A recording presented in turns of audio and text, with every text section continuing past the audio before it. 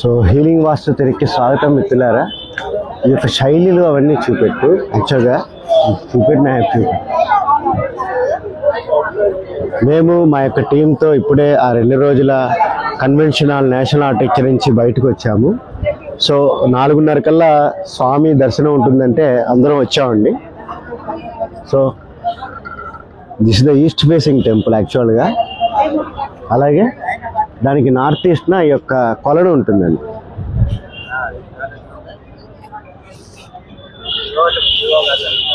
So ఈ యొక్క కొలను అనేది ఈ రకంగా ఉంటుందన్నమాట. సో మోస్ట్లీ ప్రతి ఇల్లు ఒక ఎక్స్టెన్షన్ చక్కని పిక్చర్ చూసి చూడండి అవి ఏ రకంగా ఉందో. And it allows the air ventilation. And mostly Kerala is ఒక వుడెన్ సంబంధించినటువంటి ఆర్కిటెక్చర్కి చాలా ప్రాముఖ్యత ఉందండి ఇక్కడ.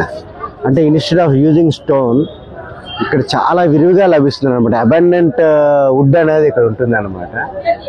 సో అందులోని ఒక లైట్ బేస్డ్ స్ట్రక్చర్స్కి వీళ్ళు మోస్ట్లీ వుడ్డే వాడతారండి ఇక్కడ.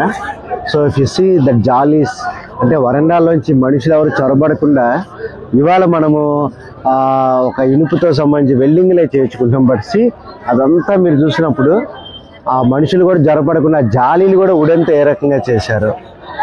సో మనకి అనంత పద్మనాభ స్వామి గోపురం అనమాట, రాజగోపురం. సో అవకాశం ఉన్నంత వరకు నేను చక్కగా రండి. How this Padmanabha Swamy temple has relation with the Stapachya Veda, or it has any relation with the Ayadi Gananam. So దాన్ని అసెస్ చేయడానికి ఇవాళ నేను స్టూడెంట్స్తో నేను ఈ రకంగా వస్తున్నాను.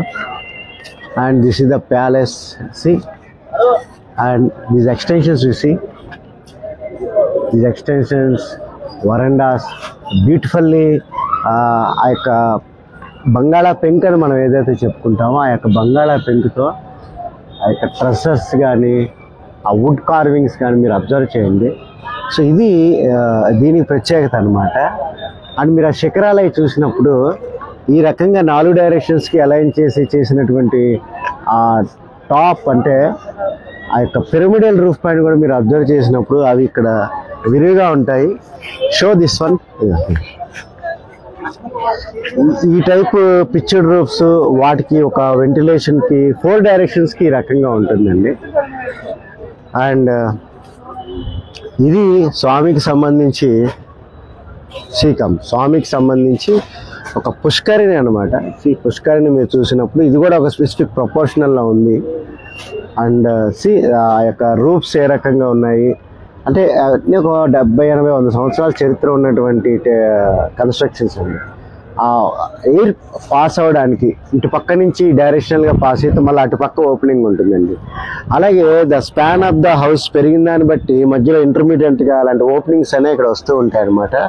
So I will try to explain all these things in detail. So మనం స్వామివారి దగ్గర ఉండడం అనేది జరిగిందనమాట.